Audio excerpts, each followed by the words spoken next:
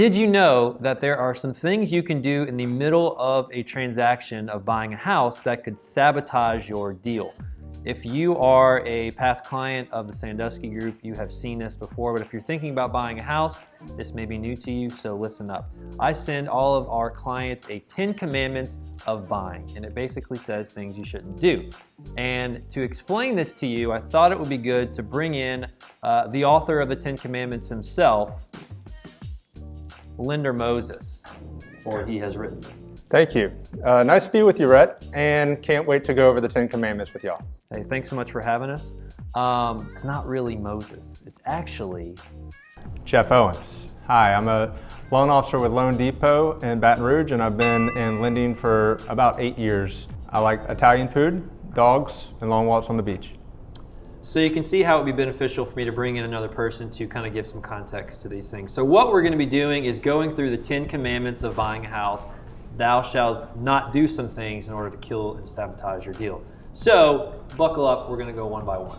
Number 1, thou shalt not change jobs, become self-employed, or quit your job. Yeah, that's one of the most complex commandments that there is, because we're not talking about someone who's relocating, who's buying a house, and the loan officer already knows that, because obviously that's somewhere where a lot of people are buying homes. What we're talking about is after you've already applied, or especially after you go under contract, if you change jobs, that can be a bad thing.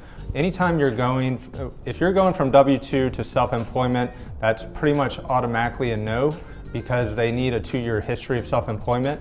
If you're going to go from self-employment to W-2, that can work, but it depends on the amount of income that you're going to receive. If you're going W-2 to W-2, and even if you're getting a raise, it can be a problem, because some different types of income do need to show a history, so such as overtime, commission, bonus income. We might not be able to use it at the new job where we could have used it at the last job. And if nothing else, especially if you're doing it within the contract, you're likely going to have delays, and there's a chance that the seller might not extend the contract and you might lose out on the house.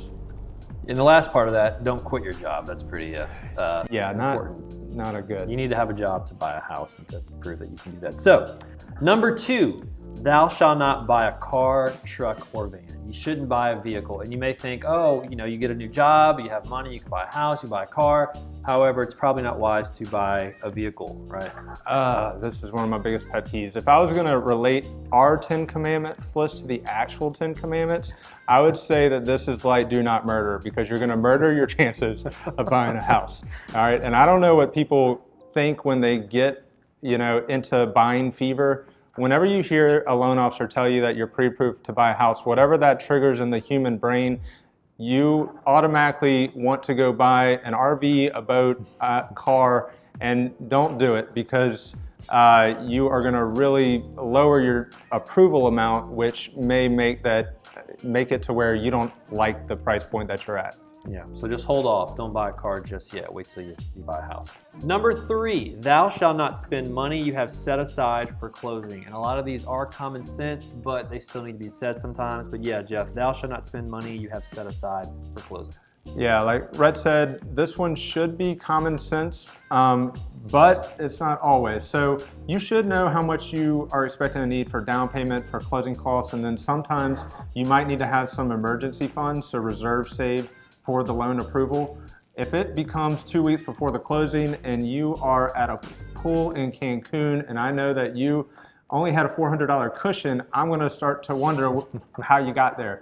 So just don't spend money that you already know that you need for the closing. Yeah, you saved it this far, keep saving until you buy the house.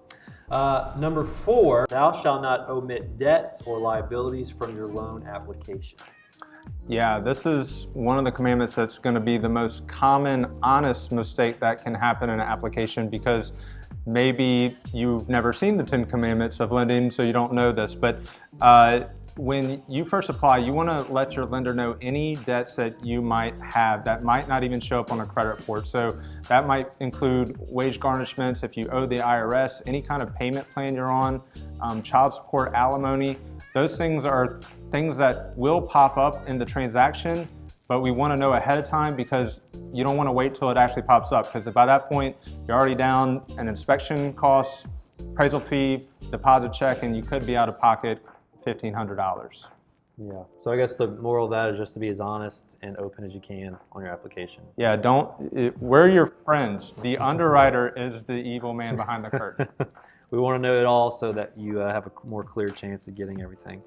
Number 5, thou shalt not use credit cards excessively or let current accounts fall behind. Another kind of common sense, but... Yeah, there is some flexibility here. The only thing that I would say on this one that's really big is you never want to be late on anything that's going to report on your credit. If you, like, I have people that'll call me and like, it's my anniversary and I need to go on a dinner and, you know, can I take her somewhere nice? Yes, even get the dessert, but don't get the earrings. So, like, you know, you have leverage, you can live, but you just don't want to max out, because if we have to repull credit, then that's going to affect your credit score. Yeah.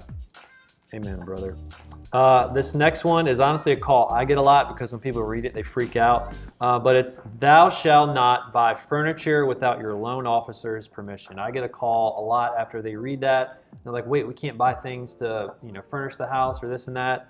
Another kind of common sense thing, but I guess that kind of goes into one of the earlier ones as well, right? Yeah, you just don't want to open new debt. Open new debt. You don't want to spend all your money that you have. And we see this a lot on these holidays, like July 4th or Memorial Day, when they have these big sales. You know, I've actually had a closing where right the next day he went and financed his whole living room.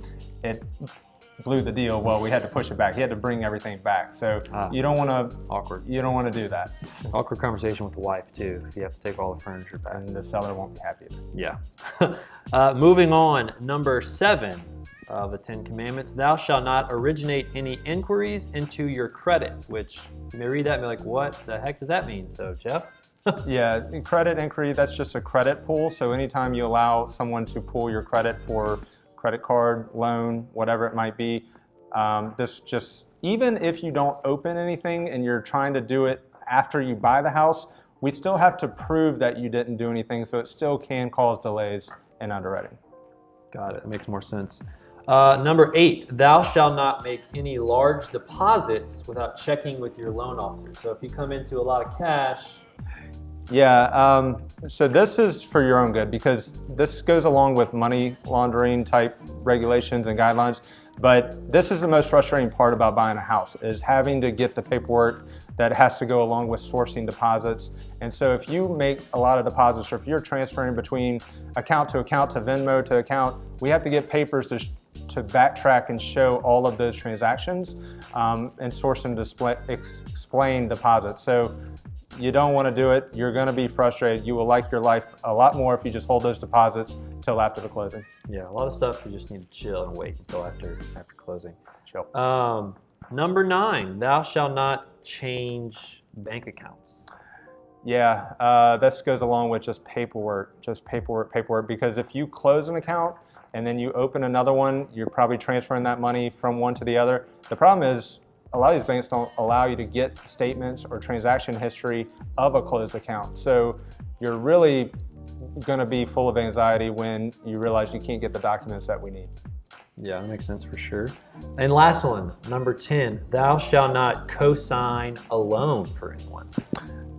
If you cosign a loan for somebody, you might need a cosigner for yourself to buy the house. So yeah, you don't want to, it just goes along with don't open new debt. I know you want to help out, but take care of your situation first.